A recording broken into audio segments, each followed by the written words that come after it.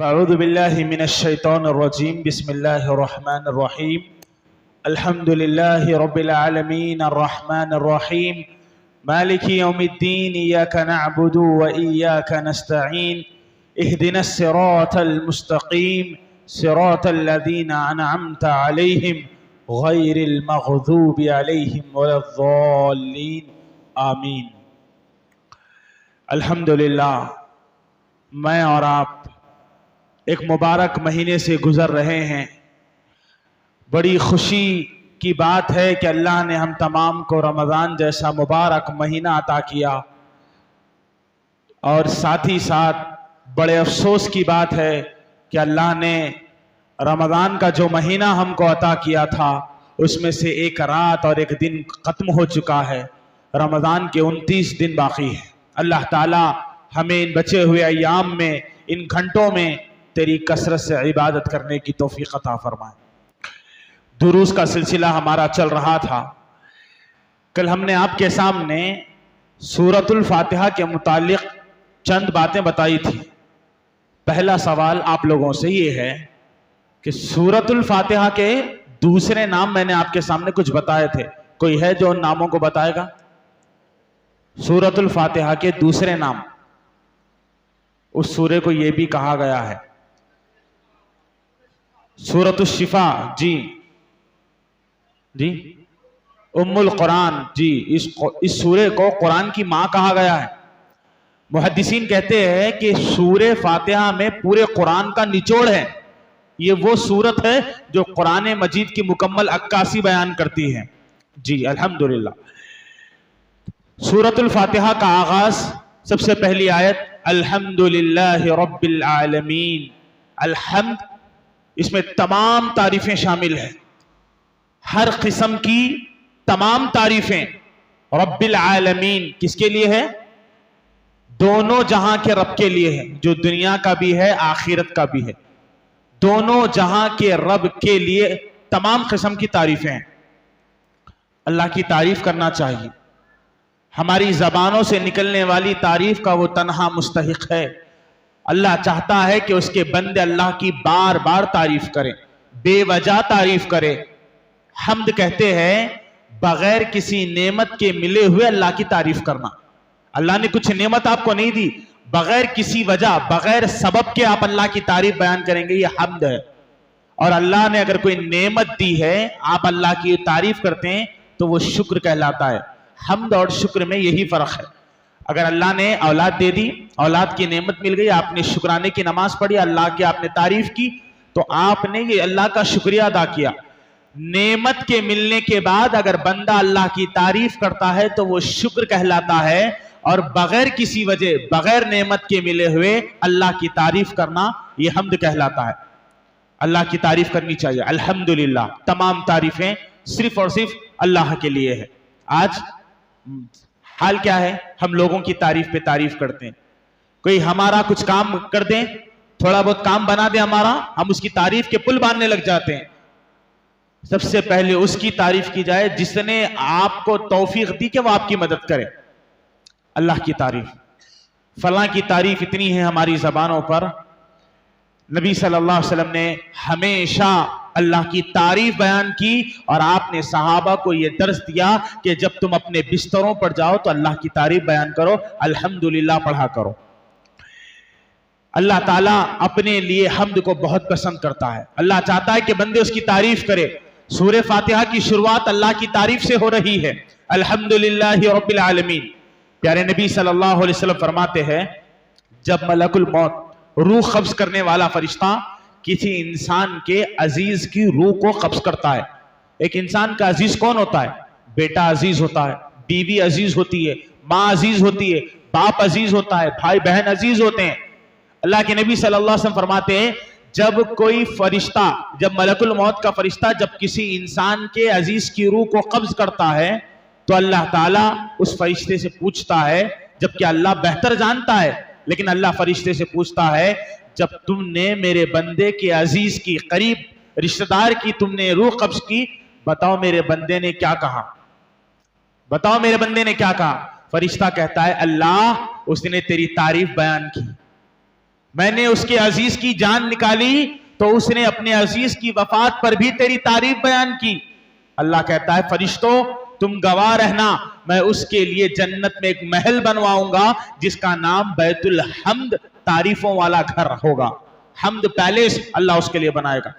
چاہے حالات جیسے بھی ہو، تعرف اللہ فی الرخاء یعرفک فی الشدہ، چاہے حالات کیسے بھی ہو، غمگین ہو، مصیبت کے ہو، پریشانی کے ہو، خوشی کے ہو، جیسے بھی حالات ہو، ہر حال میں بندوں کو اللہ کی تعریف کرنی چاہیے.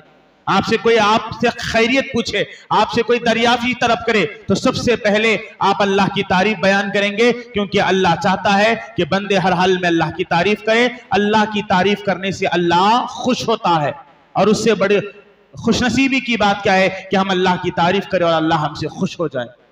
تو الحمدللہ رب العالمین، تمام تعریفیں رب العالمین کے لیے ہے. رب کسے کہتے ہیں؟ رب کا معنی ہے پالنے والا. یہ تین کوالٹیز جو حدیث سے ثابت ہے، یہ تین صفات جس کے اندر پائے جائیں گے وہ رب کہلائے گا. اور یقیناً یہ تین صفات صرف اللہ کے اندر پائے جاتے ہیں، کیونکہ اللہ ہی ہمارا رب ہے. رب ہونے کے لیے خالق ہونا ضروری ہے. رب کا معنی ایک خالق، پیدا کرنے والا. اللہ خالق کل شیء، اللہ نے ہر چیز کو پیدا کیا. اللہ سب کا رب ہے، زمین کا رب ہے، آسمان کا رب ہے، فرشتوں کا رب ہے، جنات کا رب ہے، انسانوں کا رب ہے. اللہ سب کا رب ہے، اللہ خالق ہے. دوسرا، رب ہونے کے لیے مالک ہونا ضروری ہے. اللہ سب چیز کا مالک ہے، کوئی چیز اس کے قبضے قدرت سے باہر نہیں ہے. اللہ ہر چیز کا علم رکھتا ہے. دنیا میں بے شمار درخت ہے، کتنے پتے ہیں اللہ بہتر جانتا ہے. زمین پر ایک پتا بھی گرتا ہے تو اس کا علم اللہ کو ہے. اللہ اس کا مالک ہے، اور اللہ مدبر ہے، دنیا کے نظام کو چلا رہا ہے. ترتیب اور تنظیم اللہ کے ہاتھ میں ہے. اللہ دنیا کا نظام چلا رہا ہے. اللہ خالق ہے، اللہ مالک ہے، اللہ مدبر ہے. اور یہ تین صفات جس میں ہوتے ہیں وہی رب کہلاتا ہے. اللہ سب کا رب ہے. بعض لوگ کہتے ہیں اللہ صرف مسلمانوں کا ہے. نہیں، اللہ سب کا ہے. کافروں کا رب بھی اللہ ہے، نہیں ہے؟ وینکٹیش کا رب بھی اللہ ہے، اسماعیل کا رب بھی اللہ ہے، بلیوں کا رب اللہ ہے، جانوروں کا رب اللہ ہے، کتوں کا رب اللہ ہے. ہر چیز جو دنیا میں ذرہ ذرہ ہر چیز کا پیدا کرنے والا اللہ ہے. اللہ رب العالمین ہے. تمام تعریفیں اس اللہ کے لیے ہے جو زمین اور آسمان اور اس کے درمیان جو کچھ ہے سب کا رب ہے. اللہ کی تعریف تو ہر حال میں اللہ کی تعریف ہونی چاہیے. اللہ تعالیٰ حق رکھتا ہے کہ اس کی تعریف کی جائے. مگر ماجرا یہ ہے، اللہ تعالیٰ قرآن میں کہتا ہے وَمَا قَدَرُ اللَّهَ حَقَّ قَدْرِهِ، لوگوں نے اللہ کی ویسے قدر نہیں کی جیسے کرنی چاہیے تھی. ہم نے اللہ کی اتنی تعریف نہیں کی جتنی کرنی چاہیے تھی. تو لہذا ہماری زندگی کا کوئی لمحہ ایسا نہ ہو کہ ہم اللہ کی تعریف سے خالی رہیں. ہماری زبانیں اللہ کی تعریف سے تر ہونی چاہیے. الحمدللہ بار بار کہا کریں. اس کے بعد دوسری آیت جس میں اللہ رب العالمین نے بڑی عظیم صفت اپنی بیان فرمائی، الرحمن الرحیم. الحمدللہ رب العالمین الرحمن الرحیم. دوسری آیت کریمہ میں اللہ رب العالمین نے اپنے دو ناموں کا ذکر کیا ہے. قرآن مجید میں اللہ کہتا ہے وَلِلَّهِ الْأَسْمَاءُ الْحُسْنَى فَادْعُوهُ بِهَا. اللہ تعالیٰ کے اچھے اچھے نام ہیں، تم اللہ کو اس کے ناموں سے پکارو. وہ چاہتا ہے کہ بندے اس کے نام لے کر اس کو پکاریں. وسیلہ بنائی اللہ کے ناموں کو، پکاری اللہ کو. اللہ اس کے ناموں کے ذریعے پکارنے کو پسند کرتا ہے. کتنے نام ہیں اللہ کے؟ جی 99. اتنے ہی نام ہیں. پیارے نبی صلی اللہ علیہ وسلم فرماتے ہیں اللہ تعالیٰ کے بے شمار نام ہے. کتنے نام ہیں اللہ ہی بہتر جانتا ہے. لیکن جو علم بندوں کو دیا گیا کتاب اور سنت میں جتنے نام بتائے گئے ہیں وہ 99 ہیں، 99. لیکن اللہ کے صرف 99 نیمز نہیں ہے بلکہ اور بھی نام ہیں. وہ کیا ہے اللہ بہتر جانتا ہے. لیکن جو علم بندوں کو دیا گیا وہ 99 ناموں کا علم دیا گیا. ابو ہریرہ رضی اللہ تعالیٰ عنہ کہتے ہیں کہ اللہ کے نبی صلی اللہ علیہ وسلم نے فرمایا جو اللہ کے 99 ناموں کو یاد کرے گا دخل الجنہ، اللہ تعالیٰ اس کو جنت میں داخل کرے گا. تو اللہ تعالیٰ کے بہت سارے نام ہیں. اس سورہ فاتحہ کے اندر اللہ نے اپنے دو ناموں کا تذکرہ کیا، الرحمن الرحیم. اللہ رحمان ہے، اللہ رحیم ہے. الرحمان کا معنی ہوتا ہے بڑا مہربان، بہت زیادہ رحم کرنے والا. اور الرحیم کا معنی ہوتا ہے نہایت رحم کرنے والا. ہم دونوں معنی برابر ہیں. رحمان کا بھی وہی معنی ہے جو رحیم کا ہے, اور رحیم کا بھی وہی معنی ہے جو رحمان کا ہے. فرق کیا ہے؟ شیخ الاسلام امام ابن قیم رحمہ اللہ نے کہا کہ اللہ کا ایک نام الرحمن ہے جس کا مطلب بڑا رحم کرنے والا. اس کا مطلب یہ ہے کہ اللہ سب پر رحم کرتا ہے. دنیا میں سب سے زیادہ مالدار کون ہے؟ ایلن مسک, بل گیٹس, یہ دنیا کے مالدار ہیں. کون ہے یہ؟ اللہ کے ساتھ غیروں کی عبادت کرنے والے یا اللہ کو چھوڑ کر غیروں کی عبادت کرنے والے. یہ اللہ کو نہیں مانتے, مشرک ہے, کافر ہے. دنیا کی دولت ان کے پاس لیکن موجود ہے. یہ اللہ کی رحمت نہیں تو اور کیا ہے؟ رحمان کا مطلب بیان کرتے ہوئے ابن قیم رحمہ اللہ کہتے اللہ سب پر رحم کرتا ہے. یہ رحمان کی رحمت ہے, سب پر ہے. اللہ مسلمانوں پر بھی رحم کرتا ہے, کافروں پر بھی رحم کرتا ہے, مشرکوں پر بھی رحم کرتا ہے. جو بندہ زمین پر چلتے پھرتے تکبر کرتا ہے اور اللہ کو گالی دیتا ہے, اللہ اس پر بھی رحم کرتا ہے. یہ اللہ کی رحمت ہے. رحمان وہ دنیا میں سب کے لیے ہے, سب پر اللہ رحم کرتا ہے. یہ اللہ کی صفت ہے رحم کرنا, اللہ سب پر رحم کرتا ہے. لیکن جب بات رحیم کی آتی ہے, ابن قیم رحمہ اللہ کہتے اللہ دنیا میں سب کے لیے رحمان ہے. انسانوں کے لیے, جانوروں کے لیے, چرندوں کے لیے, پرندوں کے لیے, حیوانات کے لیے, کافروں کے لیے, مشرکوں کے لیے, مجوسوں کے لیے, یہود کے لیے, نصرانیوں کے لیے, سب کے لیے اللہ رحیم ہے. اللہ سب کے لیے رحمان ہے, اللہ سب پر رحم کرتا ہے. جو اللہ کو چھوڑ کر غیروں کی عبادت کر رہا ہے اللہ اس کو بھی کھلا رہا ہے, اللہ اس کو بھی پلا رہا ہے. لیکن جب بات رحیم کی آئے تو کہا کہ اللہ صرف ایمان والوں کے لیے قیامت کے دن رحیم ہے. وَكَانَ اللَّهُ بِالْمُؤْمِنِينَ رَحِيمًا. اللہ تعالیٰ کی یہ صفت رحیم صرف مومنوں کے ساتھ قیامت کے دن خاص ہے. اللہ قیامت کے دن سب پر رحم نہیں کرے گا. دنیا میں اس کی رحمت سب پر ہے اس لیے وہ رحمان ہے, لیکن قیامت کے دن وہ صرف مومنوں پر رحم کرے گا اس لیے وہ رحیم ہے. اللہ بہت مہربان ہے, اتنا مہربان ہے ہمارا رب. اس نے سورہ فاتحہ میں, ابھی ہم نے نماز پڑھی, عشاء کی 4 رکعت نماز پڑھی, تراویح کی 8 رکعت, 12, 3 رکعت وتر, 15 رکعت نمازیں پڑھی. 15 رکعتوں میں ہم نے بار بار یہ آیت پڑھی الرحمن الرحیم. بڑا مہربان ہے تمہارا رب, بڑا مہربان ہے. لوگ کہتے ہیں, بہت مشہور یہ روایت ہے, کہا گیا کہ اللہ 70 ماؤں جتنی محبت کرتا ہے. یہ بات بالکل غلط ہے. بلکہ میں یہ کہوں گا کہ اگر کوئی شخص یہ کہتا ہے کہ اللہ 70 ماؤں جتنی محبت کرتا ہے تو یہ اللہ کی شان میں گستاخی ہے. اللہ 70 ماؤں جتنی محبت نہیں کرتا. ہم اللہ کی محبت کو ناپ نہیں سکتے کہ اللہ 70 ماؤں جتنی محبت کرتا ہے, بلکہ کائنات کی ساری ماؤں کی محبت ایک طرف اور رحمان کی محبت ایک طرف. اللہ سب سے زیادہ محبت کرتا ہے اپنے بندوں سے, بے انتہا محبت ہے اپنے بندوں کو. اللہ اتنا رحمان ہے, اتنا رحمان ہے. حدیث قدسی ہے, پیارے نبی صلی اللہ علیہ وسلم فرماتے اللہ تعالیٰ کہتا ہے جعل اللہ رحمت 100 جزء. اللہ تعالیٰ نے رحمت کو پیدا کیا اور اس کے 100 حصے بنائے. رحمت کو اللہ نے پیدا کیا اور اس کے 100 حصے بنائے. فَأَمْسَكْ عِنْدَهُ 99 جُزْءًا. اللہ تعالیٰ نے 99 رحمتوں کو اپنے پاس اٹھا کر رکھ لیا. وَأَنزَلَ فِي الْأَرْضِ جُزْءًا وَاحِدًا. اللہ نے دنیا میں صرف ایک رحمت کو نازل کیا. سبحان اللہ. اللہ نے رحمت کو پیدا کیا, رحمت کے 100 حصے کیے, 99 حصوں کو اللہ نے اپنے پاس رکھا, ایک حصہ اللہ نے دنیا میں بھیج دیا. آج ایک ماں اپنے بیٹے سے محبت کرتی ہے, اس ایک رحمت کا درجہ ہے. ایک ماں چھوٹے دودھ پیتے بچے کو کبھی گرنے گوارا نہیں کرتی, اس کو سردی میں تڑپتا ہوا دیکھ نہیں سکتی. ایک باپ اپنی بیٹی کے لیے اپنی جوانی کو برباد کر دیتا ہے. ماں باپ مل کر اپنی اولاد کے لیے اپنا پسینہ بہا دیتے ہیں. ایک ماں اپنے بیٹے سے, ایک باپ اپنی بیٹی سے, ایک استاد اپنے شاگرد سے, ایک امام اپنے مصلیوں سے, ایک بھائی اپنے بھائی سے, ایک بہن اپنے بھائی سے, ایک دوست اپنے دوست سے, حد تو یہ آگے چلیے ایک رسول اپنی امت سے جو محبت کرتے ہیں, اس ایک رحمت کا درجہ ہے. پیارے نبی اس امت کے لیے آج سے 1450 سال پہلے آنسو بہا کر چلے گئے, اس ایک رحمت کا درجہ ہے. اللہ کے نبی اپنی بیوی خدیجہ سے محبت کرتے تھے, اس ایک رحمت کا درجہ ہے. اللہ کے نبی اپنی بیوی عائشہ سے محبت کرتے تھے, اس ایک رحمت کا درجہ ہے. ایک رسول اپنی امت سے محبت کرتا ہے, ایک رحمت کا درجہ ہے. اللہ نے اس ایک رحمت کو دنیا میں بھیجا. جب یہ رحمت چاند کو ملی تو چاندنی آ گئی. یہ رحمت جب سورج کو ملی تو سورج چمک اٹھا. یہ رحمت جب انگوروں میں ملی تو انگوروں میں مٹھاس آ گئی. یہ ایک رحمت جب اللہ نے انار میں ڈالی تو انار میٹھا ہو گیا. یہ ایک رحمت سے اللہ نے دنیا کو خوبصورت بنا دیا.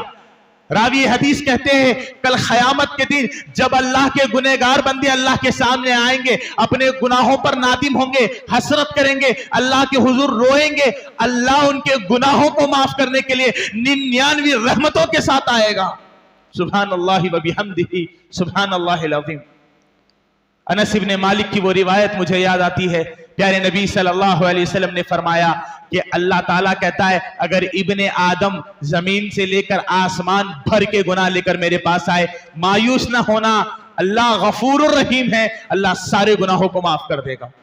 وہ بڑا رحیم ہے, ہمارا رب رحمان ہے, اس کی رحمت کا تصور نہیں ہے. ہم ہر دن نماز میں پڑھتے ہیں الرحمن الرحیم, ہم نے اللہ کی رحمت کو نہیں سمجھا. ہم اللہ کی ناشکری کرتے ہیں, نمازوں کو چھوڑ دیتے ہیں, غفلت کی زندگی گزارتے, لیکن اس نے کبھی تم کو بھوکا نہیں سلایا, کبھی تم کو بے بس اور لاچار نہیں بنایا. یہ اللہ کی رحمت ہے, تم سانس لے رہے ہو. ہمارا رب اتنی طاقت والا ہے, اس کی طاقت کا کوئی تصور نہیں ہے. اس نے ایک چیخ کے ذریعے قوم سمود کو برباد کر دیا, ایک ہوا کے ذریعے قوم عاد کو تباہ کر دیا, پانی اور طوفان کے ذریعے قوم نوح کو برباد کر دیا. ہمارا رب اتنا طاقت والا ہے, اس کی طاقت کا تصور انسان نہیں کر سکتا. کن فیکن کا مالک ہے اللہ. اللہ کہتا ہے کن ہو جا, وہ چیز کیا ہو جاتی ہے؟ ہو جاتی ہے. اللہ کہتا ہے ہو جا, وہ چیز ہو جاتی ہے. اللہ بڑی طاقت والا ہے. یہودیوں نے 3 بدترین جرم کیے. یہود جو اللہ کے دشمن ہے, اسلام کے دشمن ہے, رسول اللہ کے دشمن ہے, یہودیوں نے 3 بڑے گناہ کیے. پہلا جرم جو یہودیوں نے کیا, انہوں نے کہا کہ اللہ بیٹا رکھتا ہے. پیارے نبی حدیث میں کہتے ہیں اگر کوئی بندہ یہ بات بولتا ہے, یہ بات کہتا ہے کہ اللہ بیٹا رکھتا ہے, تو اس نے اللہ کو گالی دی. اللہ بیٹا ہے یہ بات بولنا اللہ کو گالی دینے کے برابر ہے. یہودیوں نے اللہ کو گالی دی, کہا اللہ بیٹا رکھتا ہے. عزیر ابن اللہ, قرآن میں اللہ نے کہا, یہودیوں نے کہا کہ عزیر اللہ کے بیٹے ہیں, نعوذ باللہ. یہ پہلا جرم یہودیوں نے کیا, انہوں نے اللہ کی طرف بیٹوں کی نسبت کی. دوسرا بڑا جرم یہودیوں نے کہا اللہ فقیر ہے, نعوذ باللہ, ہم مالدار ہیں.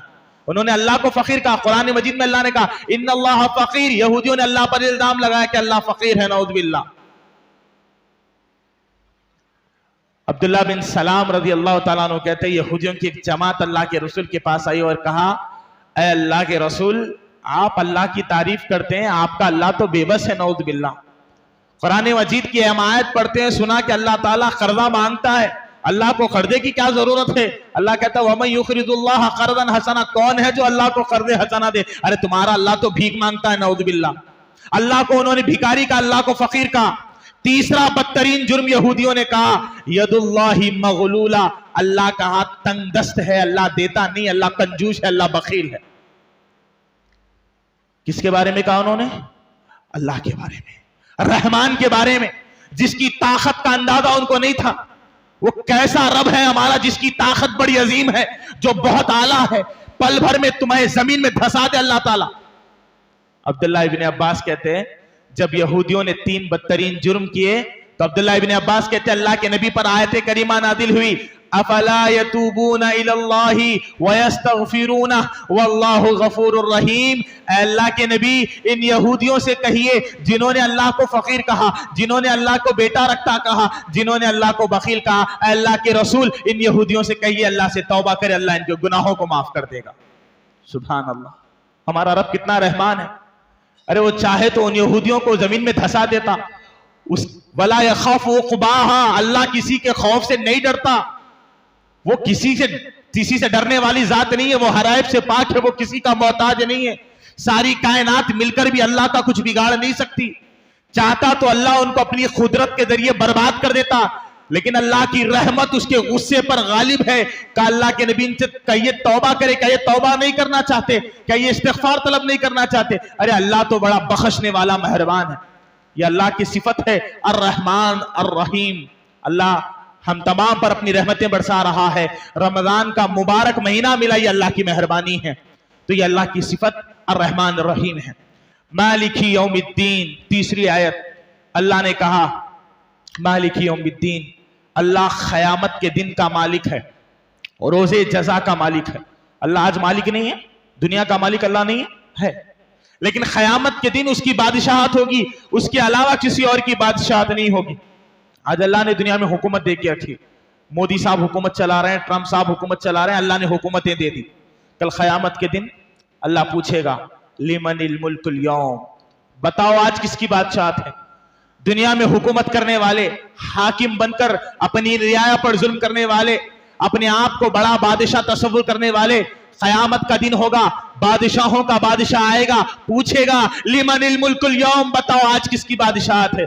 तुमने कुरान नहीं पढ़ा? मालिक यौमिद्दीन, अल्लाह क़यामत के दिन का मालिक है। अल्लाह ताला आएगा और जो अल्लाह हर दिन का मालिक है वो क़यामत के दिन का मालिक होगा। उस दिन उसकी बादशाहत चलेगी, उसकी अदालत में कोई और नहीं होगा। अल्लाह ताला उस दिन इंसाफ करेगा क्योंकि वो क़यामत के दिन का मालिक है। इय्याका नअबुदु व इय्याका नस्तईन, एक बड़े अहम आयत पर हम पहुंचे। इय्याका नअबुदु, ऐ अल्लाह हम तेरी ही इबादत करते हैं, तेरी भी नहीं, तेरी ही।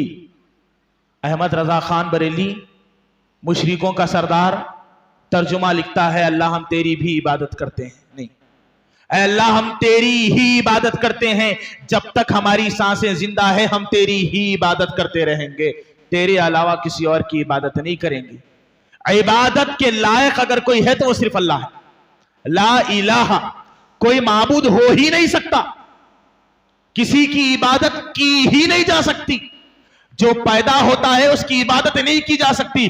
दुनिया में जितने माबूदाने बातिला है सबका वजूद हुआ है, सब पैदा किए गए हैं। खालिक हमारा अल्लाह है, अल हई अल क़य्यूम, जो हमेशा से है, हमेशा बाकी रहेगा। अल्लाह हमेशा से है, कब से है नहीं मालूम, हमेशा से है। जो कभी पैदा ना हुआ हो इबादत उसी की जाती है और अल्लाह माबूद हकीकी है। इय्याका नअबुदु, ऐ अल्लाह हम तेरी ही इबादत करते हैं। इबादत सिर्फ अल्लाह की होगी। रोजा, नमाज, ज़कात, हज, कुर्बानी, नजर, नियाज, कसम, हर चीज सिर्फ अल्लाह के लिए। कुल इन्ना सलाती व नुसुकी व महयाया व ममाती लिल्लाहि रब्बिल आलमीन, अल्लाह के नबी आप कह दीजिए आपकी नमाज, आपकी कुर्बानी, आपका जीना, आपका मरना सब कुछ अल्लाह के लिए, कुछ भी नहीं है दूसरों के लिए। इय्याका नअबुदु, ऐ अल्लाह हम तेरी ही इबादत करते हैं। इबादत तमाम वो चीजें जिसको अल्लाह पसंद करता है वो इबादत है और इबादत का लायक सिर्फ अल्लाह है। इब्न क़य्यिम रहमहुल्लाह ने इय्याका नअबुदु व इय्याका नस्तईन में दो बड़ी चीजें बयान फरमाई। कहा इब्न क़य्यिम ने इय्याका नअबुदु से इंसान के दिल की एक बहुत बड़ी बीमारी खत्म हो जाती है, वो रियाकारी है। लोगों को दिखाने के लिए अमल करना, लोगों को दिखाने के लिए दिखावा करना, रियाकारी जिसको कहा गया। कहते इय्याका नअबुदु, ये रियाकारी को खत्म करता है। अल्लाह हम तेरी ही इबादत करते हैं। जब आप इबादत अल्लाह की कर रहे हैं तो फिर रियाकारी का कोई शायबा नहीं है। एक बंदा नमाज पढ़ रहा है, उसकी नीयत अल्लाह को दिखाने के लिए, वो अल्लाह के लिए नमाज पढ़ रहा है तो यकीनन वो इबादत में इखलास है।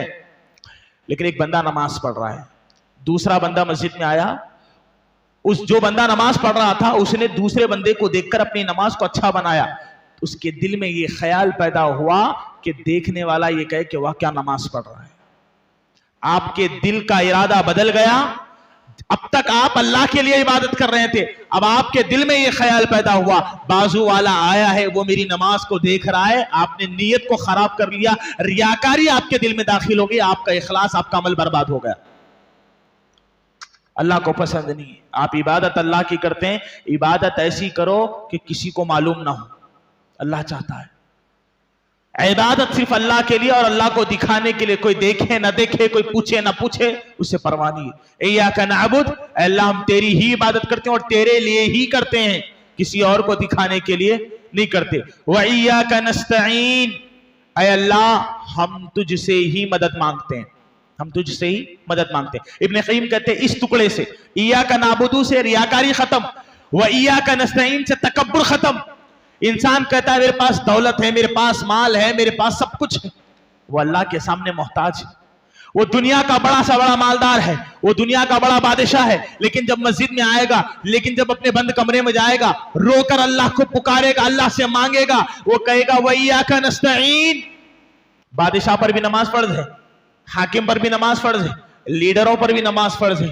जब सारे लोग खड़े होते हैं, फकीर आदमी भी खड़ा होता है, गरीब आदमी भी खड़ा होता है, सब सूरह फातिहा पढ़ते हैं। एक बादशाह भी नमाज पढ़ता है, सूरह फातिहा पढ़ता है और क्या पढ़ता है? व इय्याका नस्तईन, ऐ अल्लाह मैं तुझसे मदद मांगता हूं। बादशाह भी मोहताज है अल्लाह का, गरीब भी मोहताज है अल्लाह का, अमीर भी मोहताज है अल्लाह का, दुनिया का हर शख्स अल्लाह का मोहताज है, अल्लाह किसी का मोहताज नहीं है। इंसान का तकब्बुर चूर हो जाता है, खत्म हो जाता है। क्यों? क्योंकि खुद वो अपने आप की मदद नहीं कर पाएगा। दुनिया की दौलत रखकर भी बीमारी को खत्म नहीं कर सकता जब तक कि अल्लाह की मदद ना आ जाए। क्यों? क्योंकि अल्लाह ही मदद करने वाला है। व इय्याका नस्तईन, ऐ अल्लाह हम तुझसे ही मदद चाहते हैं। अल्लाह के अलावा किसी और से मदद चाहना जी शिर्क है। अल्लाह के अलावा किसी और से मदद मांगना शिर्क है। ये एक जुमले ने अहले हदीसों पर इल्जाम लगाया और ये कहा कि अहले हदीस देखो ये कहते हैं नऊज़ बिल्लाह कि अल्लाह के अलावा दूसरों से मांगना शिर्क है और खुद दूसरों से मांगते हैं। क्या मांगते हैं? जरा गाड़ी दे दो, थोड़े पैसे दे दो, थोड़ा कर्जा दे दो। ये शिर्क नहीं है? अगर मैं आपसे 15,000 रुपये कर्ज मांगू, मदद मांग रहा हूं, शिर्क है नहीं है? अल्लाह के नबी फरमाते वइज़ा सअल फसअलिल्लाह वइज़ा इस्तअनत फस्तईन बिल्लाह, जब भी सवाल करना हो अल्लाह से सवाल करना, जब भी मांगना हो अल्लाह से मांगना। एक बंदा दूसरे बंदे से मांगे वो शिर्क है, तो क्या ये शिर्क है? कैसे समझाएंगे आप? अल्लाह के अलावा किसी और से नहीं मांगा जा सकता। हर नमाज में हम पढ़ते हैं व इय्याका नस्तईन, ऐ अल्लाह हम तुझसे ही मदद मांगते हैं। तो क्या मतलब है? बंदों से नहीं मांगा जा सकता। हदीस पढ़ेंगे तो इसका तर्जुमा, इसकी तफसीर, इसकी वजाहत हमें मालूम होगी। प्यारे नबी सल्लल्लाहु अलैहि वसल्लम कहते बंदों से मदद मांगने की 3 शर्तें हैं। कितनी शर्तें हैं? 3। ये 3 शर्तों की मौजूदगी में ही किसी भी बंदे से मदद मांगी जा सकती है। इसके अलावा मदद मांगना जायज नहीं है, वो शिर्क है। वो क्या है? पहली चीज, पहली शर्त ये है कि जिससे आप मदद मांग रहे हैं वो हाजिर होना चाहिए। क्या होना चाहिए? हाजिर, वो मौजूद हो, आपके सामने हो। सामने होगा तो मांगूंगा ना। मरने वाले हाजिर होते हैं? नहीं होते। मरने वाला दुनिया से गया, हाजिर नहीं है आपके लिए, वो दुनिया से खत्म। तो इससे यह मालूम हुआ कि जो खबरों में मदफून है उनसे मांगा नहीं जा सकता, हरगिज़ नहीं मांगा जा सकता। तो मांगने के लिए हाजिर होना जरूरी है, वो शख्स आपके पास हो, मौजूद हो। दूसरा, जिससे आप मांग रहे हैं वो आपकी मांगी हुई चीज को देने पर कादिर हो, कुदरत रखें। अगर वो खुद देने पर कुदरत रखता है तो आप उससे मांग सकते हैं। मिसाल के तौर पर मैं अगर आपसे आकर कहूं कि भाई मुझे बारिश चाहिए, आप बारिश बरसा, तो आप बारिश बरसा सकेंगे? बारिश बरसाने पर आपकी कुदरत है? नहीं है। मैं आपसे आकर कहूं कि आप मुझे औलाद नहीं हो रही, आप औलाद दिला दे, आप औलाद दे सकते हैं आप? नहीं। बंदा इन चीजों पर खुदरत नहीं रखता। जिन चीजों पर बंदे खुदरत नहीं रखते उन चीजों को बंदों से मांगना शिर्क है। लोग कब्रों पर, आस्थानों पर, बाबाओं के पास जाकर वो चीजें मांगते हैं जिन पर वो खुदरत नहीं रखते। जिन चीजों की बंदे खुदरत नहीं रखते उन चीजों का सवाल बंदों से करना, वो चीजें बंदों से मांगना शिर्क कहलाता है। वरना दूसरी चीजें मांग सकते हैं। वतआवनु अलल बिर्रि वत्तक़वा, खैर और भलाई के कामों में अल्लाह ने कहा एक दूसरे की मदद करो, एक दूसरे से मदद मांगो। नबी सल्लल्लाहु अलैहि वसल्लम की जिंदगी से मालूम होता है कि आपने सहाबा इकराम से कर्जा लिया था और वापस भी किया। मदद लेना और देना जायज है, लेकिन शर्त ये, पहली शर्त ये है कि जिससे आप मदद मांग रहे हैं वो हाजिर हो, वो आपके सामने मौजूद हो। दूसरी शर्त यह है कि जिससे आप मदद मांग रहे हैं वो मदद करने पर कादिर भी हो, कुदरत भी रखता हो। तीसरी चीज यह है कि जिससे आप मदद मांग रहे हैं वो जिंदा हो। एक तो आपके सामने हो, दूसरा कादिर हो, तीसरा जिंदा भी हो। मरा हुआ शख्स जो दुनिया से जा चुका है वो आपकी मदद नहीं कर सकता। एक आखिरी बात बताकर आज की हम इस दर्स को खत्म करेंगे इंशाअल्लाह। अल्लाह ताला कहता है अल्लाह तक पहुंचने के लिए वसीला तलाश करो। अल्लाह के पास पहुंचने के लिए वसीला तलाश करो, मदद मांगो अल्लाह से, वसीले करो। का एक आदमी अल्लाह तक पहुंचना चाहता है, अल्लाह से मदद मांगना चाहता है, लेकिन अल्लाह ने कहा वब्तगू इलैहिल वसीला, अल्लाह तक पहुंचने के लिए वसीला तलाश करो। वसीला किस चीज का बनाएगा वो? اب قرآن میں اللہ نے کہا کہ وسیلہ تلاش کرو، یقیناً اللہ تک پہنچنے کے لیے وسیلے کی ضرورت پڑتی ہے. کس کو وسیلہ بنائیں گے؟ قرآن کو سمجھنے کا نظام. قرآن کو کیسے سمجھیں گے؟ پیارے نبی کی حدیثوں سے.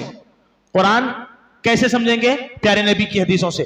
اللہ نے کہا نماز پڑھو. اللہ نے کہیں پر بھی قرآن میں نماز کا طریقہ بیان نہیں کیا ہے. کہیں نماز کا طریقہ قرآن میں بیان نہیں. طریقہ کون بتائیں گے؟ پیارے نبی، کیونکہ قرآن پیارے نبی پر نازل ہوا ہے. اللہ نے کہا وسیلہ تلاش کرو، تو طریقہ کون بتائیں گے؟ پیارے نبی صلی اللہ علیہ وسلم بتائیں گے. اور حدیث میں آپ علیہ الصلوۃ والسلام نے اللہ تک وسیلہ پہنچانے کے لیے 3 چیزوں کے وسیلے کو جائز قرار دیا. یہ 3 چیزوں کو وسیلہ بناؤ، چوتھی چیز کا وسیلہ شرک ہو جائے گا. صرف 3 ہی چیزوں کا وسیلہ ہے جائز ہے شریعت میں، چوتھی چیز کا وسیلہ آپ کو شرک کا دروازہ کھول دے گا. پہلا جو جائز اور حلال وسیلہ ہے، میں نے کہا ابھی وَلِلَّهِ الْأَسْمَاءُ الْحُسْنَى، اللہ کے اچھے اچھے نام ہیں، تم اللہ کو ان کے ناموں کے ساتھ پکارو. اللہ کے ناموں کا وسیلہ لو، دعا کرو. یا رحمان، تیرا نام رحمان ہے، تیرے نام رحمان کا واسطہ ہم پر رحم فرما، تیرے رحم سے ہمارے گناہوں کو معاف فرما. اللہ کے ناموں کا واسطہ. اللہ کا ایک نام ستیر ہے، چھپانے والا. اے اللہ تو ستیر ہے، تیرے اس نام ستیر کا واسطہ تو ہمارے عیبوں کو دنیا اور آخرت میں چھپا دے. اللہ کے ناموں کا واسطہ. اللہ رزاق ہے، اے اللہ تیرے نام رزاق کا واسطہ ہمیں حلال روزی عطا فرما. اللہ کے اچھے اچھے نام ہیں، اللہ چاہتا ہے بندے ان کے ناموں کا وسیلہ لیں. تو پہلا حلال طریقہ کیا ہے وسیلے کا اللہ تک پہنچنے کے لیے؟ اللہ کے ناموں کا وسیلہ لینا. دوسرا، اللہ تعالیٰ کے حضور اپنے نیک اعمال کا وسیلہ لینا. اپنے نیک اعمال کا وسیلہ. مشہور واقعہ ہے، بنی اسرائیل کے 3 لوگ غار میں پہنچ گئے. تینوں نے اپنے اپنے نیک اعمال کا وسیلہ لیا. ان میں کا ایک آدمی نے کہا اے اللہ، میں اپنی ایک چچیری بہن، چچا زاد بہن سے زنا کا ارادہ کر چکا تھا، لیکن مجھے زنا سے کسی چیز نے نہیں روکا سوائے تیرے خوف کے. اے اللہ، میں نے تیری خاطر اپنی بہن سے زنا نہیں کیا. اگر یہ عمل تو واقعی قبول کرتا ہے، تجھے یہ عمل میرا پسند آتا ہے، تو اس نیک عمل کو میں وسیلہ بنا کر تجھ سے دعا کرتا ہوں، اس مصیبت کو ہٹا دے. اس آدمی نے دعا کی. نبی صلی اللہ علیہ وسلم کہتے ہیں اللہ نے چٹان کو وہاں سے ہٹا دیا. اپنے نیک اعمال کا وسیلہ لیجئے، اللہ مصیبتوں کو ہٹا دے گا، پریشانیوں کو ہٹا دے گا. اللہ نے چٹان کو وہاں سے ہٹا دیا. وہ تینوں غار سے باہر نکل گئے. وَاسْتَعِينُوا بِالصَّبْرِ وَالصَّلَاةِ، اللہ کہتا ہے نماز کے ذریعے، صبر کے ذریعے اللہ کی مدد طلب کرو. اچھے اچھے اعمال ہے. آپ جو بھی نیک اعمال کرتے ہیں، روزہ رکھتے ہیں، زکوٰۃ دیتے ہیں، حج کرتے ہیں، عمرہ کرتے ہیں، سلام کرتے ہیں، نیکی کے جو بھی کام کرتے ہیں نا، آپ ان نیکیوں کو اللہ کے سامنے رکھو. ابھی آپ نے 8 رکعت تراویح کی نماز پڑھی، پیر درد ہو رہے تھے، گھٹنوں میں درد تھا، پسینہ نکل رہا تھا، تکلیف ہو رہی تھی، لیکن اللہ کی خاطر آپ نے نماز پڑھی. اللہ سے دعا کریے اللہ میں نے تیری خاطر 8 رکعت تراویح کھڑے ہو کر ادا کی. اگر یہ عمل اللہ تو پسند کرتا ہے، اس عمل کو وسیلہ بناتا ہوں، اللہ میرے گناہوں کو معاف کر دے. اپنے نیک اعمال کا وسیلہ. یہ کون سکھا رہا ہے؟ پیارے نبی اپنی امت کو تعلیم دے رہے ہیں. اللہ تک پہنچانے کا طریقہ، اللہ تک پہنچنے کا وسیلہ، اللہ کے اچھے اچھے ناموں کا وسیلہ اور اپنے نیک اعمال کا وسیلہ. انسان اپنے اچھائیوں کا وسیلہ لے اللہ کے پاس. تیسرا اور آخری وسیلہ جو جائز ہے، اس کے علاوہ جتنے وسیلے سب حرام ہیں، جائز نہیں ہے. تیسرا اور آخری وسیلہ جو حلال ہے، جائز ہے، زندہ نیک لوگوں کا وسیلہ. آپ کسی زندہ آدمی کو، اور جو نیک ہو، زندہ ہو اور نیک ہو، اس کو وسیلہ بنا سکتے ہیں اللہ تک پہنچنے کے لیے. جیسے کہ علماء کرام، کبار علماء کرام ہے، بڑے عالم دین ہیں، نیک ہے، آپ ان سے وسیلہ بنا سکتے ہیں، ان سے دعا کروا سکتے ہیں اللہ کے حضور. اللہ تعالیٰ ان کے وسیلے سے آپ کی دعا کو قبول کرے گا. دلیل، عمر ابن خطاب رضی اللہ تعالیٰ عنہ کا دور خلافت تھا، قحط سالی کا زمانہ تھا، پانی کی برسات نہیں تھی، پانی برس نہیں رہا تھا، بارش کی کمی تھی، سارا ماحول پریشان تھا. صحابہ کرام کا ایک جمع غفیر امیر المومنین کے پاس آیا، کہا اے امیر المومنین، ہم چاہتے ہیں کہ اللہ تعالیٰ کے پاس عباس بن عبد المطلب کو وسیلہ بنائے تاکہ اللہ تعالیٰ ان کی دعا کو قبول کر کے بارش نازل کر دے. اس وقت عباس بن عبد المطلب جو کہ نبی صلی اللہ علیہ وسلم کے چچا تھے، بزرگ تھے، بڑے صحابہ میں سے تھے، تو عمر بن خطاب رضی اللہ تعالیٰ عنہ نے ان کو اجازت دی. صحابہ کرام کا وہ گروپ عباس بن عبد المطلب رضی اللہ تعالیٰ عنہ کے پاس آیا، کہا اے عباس بن عبد المطلب رضی اللہ تعالیٰ عنہ، ہم آپ کو اللہ کے پاس اپنا وسیلہ بناتے ہیں، آپ دعا کیجئے کہ اللہ بارش برسائے، ہم آپ کو اللہ کے پاس اپنا وسیلہ بناتے ہیں۔ عباس بن عبد المطلب نیک تھے، صحابی تھے اور زندہ تھے، انہوں نے ان سے وسیلہ بنایا، اللہ سے دعا کروائی۔ عباس بن عبد المطلب نے دعا کی، اللہ نے ان کے وسیلے کو قبول کیا اور مدینہ میں بارش نازل ہو گئی اور اللہ رب العالمین نے اپنی رحمتوں کا نزول کر دیا۔ اب سوال یہ ہے، جو لوگ اللہ کو چھوڑ کر قبروں پر جاتے ہیں، اولیاء کو، مرے ہوئے لوگوں کو، باباؤں کو اور فوت شگان اولیاء کرام کو وسیلہ بناتے ہیں اور کہتے ہیں یہ نیک لوگ ہم کو اللہ تک پہنچائیں گے، یقیناً وہ نیک ہے لیکن زندہ نہیں ہے، نیک ہے لیکن زندہ نہیں ہے۔ تو اللہ تک پہنچنے کے لیے نیک ہونا اور زندہ ہونا دونوں ضروری ہے۔ جیسے کہ صحابہ کرام عباس بن عبد المطلب کے پاس گئے، دلیل یہ ہے کہ اللہ کی قسم صحابہ کرام کے نزدیک سب سے ممتاز کون تھے؟ سب سے ممتاز کون تھے؟ محمد رسول اللہ صلی اللہ علیہ وسلم ہے۔ اس وقت اللہ کے رسول کی قبر شریف موجود تھی نہیں تھی؟ موجود تھی۔ مدینہ میں صحابہ تھے، مدینہ میں رسول کی قبر شریف موجود تھی، عمر بن خطاب کا زمانہ تھا، صحابہ کرام کی جماعت وسیلہ نبی کی قبر ہوتے ہوئے عباس بن عبد المطلب کو وسیلہ بناتی ہے۔ صحابہ کرام کو معلوم تھا کہ پیارے نبی کی وفات ہو چکی ہے، جو انسان وفات پا جاتا ہے وہ مدد نہیں کر سکتا، وہ وسیلہ نہیں بن سکتا۔ صحابہ کرام جیسی مقدس جماعت کا نبی کی قبر شریف کو چھوڑ کر عباس بن عبد المطلب کے پاس چلے جانا، یہ اس بات کی دلیل ہے کہ قبر والے جو قبروں میں مدفون ہیں ان کو وسیلہ نہیں بنایا جا سکتا۔ وسیلے کی تیسری اور آخری جائز صورت یہ ہے کہ آپ زندہ نیک انسان کو اللہ کے حضور وسیلہ بنائیں گے۔ تو یہ چند باتیں تھیں جو آج آپ کے سامنے رکھی گئی ہے۔ رب العالمین سے دعا ہے کہ اللہ تعالی ہم تمام کو رمضان کے اس مبارک مہینے سے بھرپور فائدہ اٹھانے کی توفیق عطا فرمائے۔ اللہ تعالی ہمیں دین کا علم حاصل کرنے، اس پر عمل کرنے، اس کی دعوت دینے اور تکلیفوں پر صبر کرنے کی توفیق عطا فرمائے۔ آمین یا رب العالمین۔ وآخر دعوانا ان الحمد للہ رب العالمین۔ سبحان ربک رب العزت عما یصفون وسلام علی المرسلین والحمد للہ رب العالمین۔